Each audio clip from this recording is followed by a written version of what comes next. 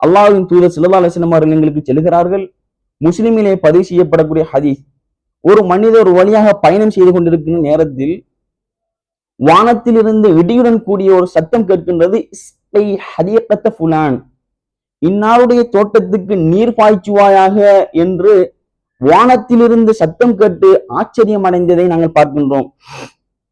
அதற்கு பின்னால் அவர் யோசிக்கிறார், என்ன இவ்வளவு சத்தம் கேட்கின்றது, இஸ்கை ஹதீகத்த ஃபுலான், வானத்திலிருந்து சத்தம் கேட்கின்றது, இன்னாருடைய தோட்டத்துக்கு நீர் போட்டுவாயாக என்று யோசித்து, அதற்கு பின்னால் அந்த மேகங்கள் எல்லாம் கருமூட்டங்களாக மாறி, அந்த கருமூட்டங்கள் எல்லாம் ஒரு மேகம் எல்லாம் ஒருவருடைய தோட்டத்தை நோக்கி செல்கிறது.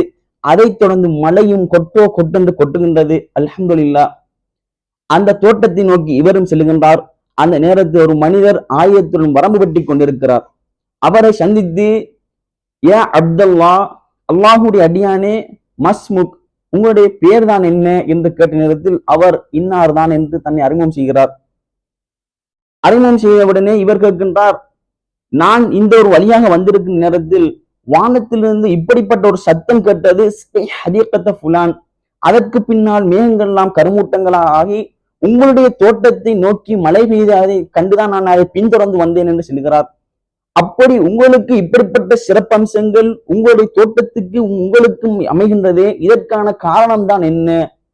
ஃபமா தஸ்னஉ ஃபீஹா, அந்த தோட்டத்திலே நீங்கள் எதை தான் செய்கிறீர்கள், என்ன நல்ல அமல்கள் நீங்கள் அதை வைத்து செய்கிறீர்கள் என்று கேட்ட நேரத்தில் அந்த நபர் சொல்லுகிறார், நான் என்னுடைய தோட்டத்தில் விதைக்கின்ற விதைகள் எல்லாம் அறுவடை செய்வேனே, அந்த அறுவடைகளின் போது என்னுடைய தோட்டத்தில் இருந்து கிடைக்கின்ற அந்த அறுவடைகள் எல்லாம் 3 பங்குகளாக நான் பிரிப்பேன்.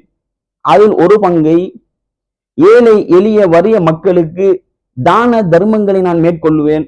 மீதம் இருக்கக்கூடிய 2 பங்குகளில் ஒரு பங்கை எனக்கும் என்னுடைய குடும்பத்துக்கும் நான் எடுத்துக்கொள்வேன்.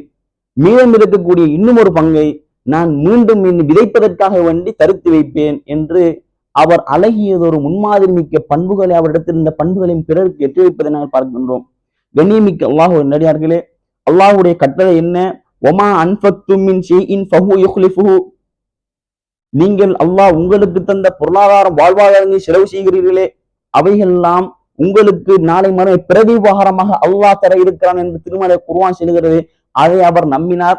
அதற்கேற்றால் போல அவருடைய அறுவடைகளில் ஒரு பங்கை ஏழை எளிய வறிய மக்களுக்கு, தேவையுடன் இருக்கின்ற மக்களுக்கு அவர் கொடுத்தார். அல்லாஹு ரப்புல் ஆலமீன் அந்த உலகத்திலேயே அவருக்கு சிறப்பம்சத்தை கொடுத்தான். அவருக்கு நீர் இல்லாத போது வானத்திலிருந்து நீரை இறக்கினான் என்பதை அல்லாஹ்வின் தூதர் ஸல்லல்லாஹு அலைஹி வஸல்லம் அவர்கள் எங்களுக்கு முன்மாதிரியாக அமைய வேண்டும் என்று சொல்லி காட்டுவதை நாங்கள் பார்க்கின்றோம்.